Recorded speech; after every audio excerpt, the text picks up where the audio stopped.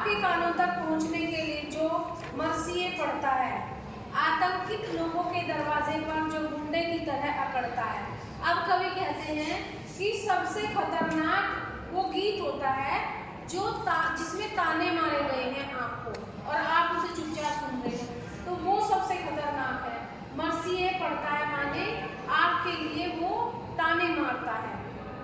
आतंकित लोगों के दरवाजों पर जो गुंडे की तरह अकड़ता है, इसका अर्थ उन्होंने ये बताया है कि आतंकवादी जो होते हैं ना, वो अंदर बैठे रहते हैं, उनके दरवाजे पर उनके गार्ड रहते हैं, गुंडे होते हैं वो, और वो गुंडे अंदर एंट्री किसी को जाने नहीं देते हैं। तो इस तरह से ही वो गीत जो आपके कानों में तो जा रहा है लेकिन आपकी आत्मा से ले नहीं रही है, क्योंकि उसमें आपके लिए बहुत सारी गलत बातें बोली जा रही है। तो ऐसा गीत हमें सुनना भी पड़ रहा है और हमारी आत्मा उसको स्वीकार नहीं कर रही है। ऐसी स्थिति सबसे खतरनाक होती है। सबसे खतरनाक वह रात होती है जो जिंदा रूह के आसमानों पर ढलती है। अब वो कहती है कि सबसे खतरनाक वह रात होती है जो जिंदा रूह के आसमानों पर ढलती है।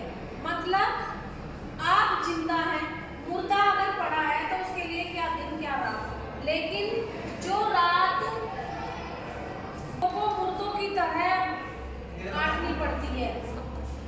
कैसे काटनी पड़ती है कि आप सब कुछ देख रहे हैं पर मुर्दे की तरह आप बैठे हैं चुपचाप। वो रात सबसे खतरनाक है।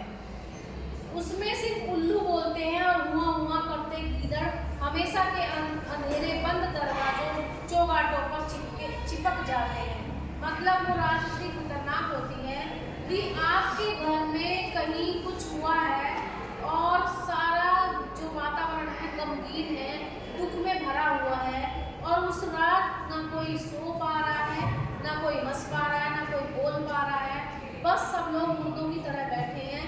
वो रात भयानक होती है। कैसे कि उल्लू उस पे दरवाजों में चिपक रहे हैं, चमगादड़ चिपक रहे हैं, चारों तरफ उल्लुओं की आवाज़ आ रही है, गीदड़ों के रोने की आवाज़ आ रही है, माने शमशान घाट बना हुआ है हमारा घर। वो रात सबसे खतरनाक होती है। सबसे खतरनाक वह दिशा होती है जिसमें आत्मा का सूरज डूब जाए। मतलब सूरज जो है पूर्व दिशा में निकलता है, पश्चिम में छिपता है, लेकिन जब हमारी आत्मा का सूरज ही डूब जाए, हमारी आत्मा कुछ करने के लिए ना बचे, सिर्फ दुख के अलावा हमारी ज़िंदगी में कुछ ना रहे, खुशियों का सूरज डूब चुका हो, वो सबसे खतरनाक दिशा होती है। और उसकी मुर्दा धूप का कोई टुकड़ा आपके जिस्म के पूरब में चुभ जाए। जिस तरह से पूरब से सूरज निकलता है, सबको ज्ञान देता है, रोशनी देता है, खुशी देता है, लेकिन वो सुबह इतनी गमगीन है कि घर में मातम है, तो उस सुबह में सूरज भी हमें मुर्दे की बदबू की तरह चुभता है। वो स्थिति सबसे खतरनाक है। मेहनत की लूट सबसे खतरनाक नहीं होती, पुलिस की मार सबसे खतरनाक नहीं होती, गद्दारी लोग की मुट्ठी सबसे खतरनाक नहीं होती।